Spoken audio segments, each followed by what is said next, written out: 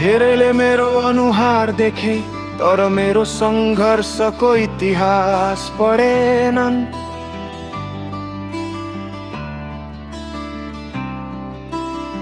धेरैले मेरो हाँसो सुने तर त्यस हाँसो भित्र लुकेको पीडा बुझेनन्।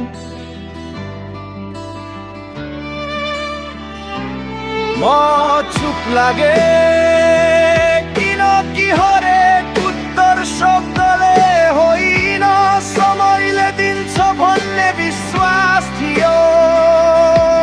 म झुके किनकि फल लागेको रुख नै झुक्छ भन्ने सिकाइ थियो।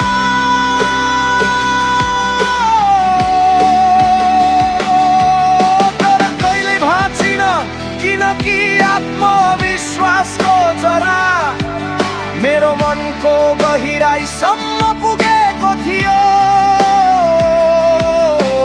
जीवनले पटक पटक परीक्षा लियो, कहिले अभावको नाममा, कहिले अपमानको नाममा, कहिले आफ्नै मान्छेबाट घातको नाममा। तर हरेक चोटले मलाई कमजोर बनायो, बरु अझै बलियो बनायो।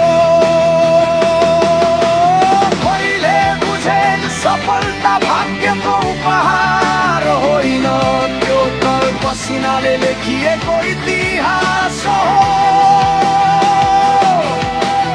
असफलता अन्त्य होइन, यो अर्को सुरुवातको सङ्केत हो।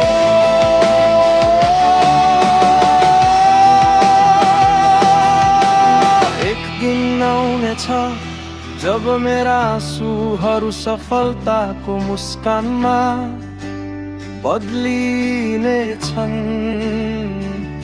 मेरा खाली हातहरूले सपनाहरू समात्नेछन् र आज मलाई हेप्नेहरूले पनि भन्नेछन् यो मान्छे हार मानेन, त्यसैले जित्यो।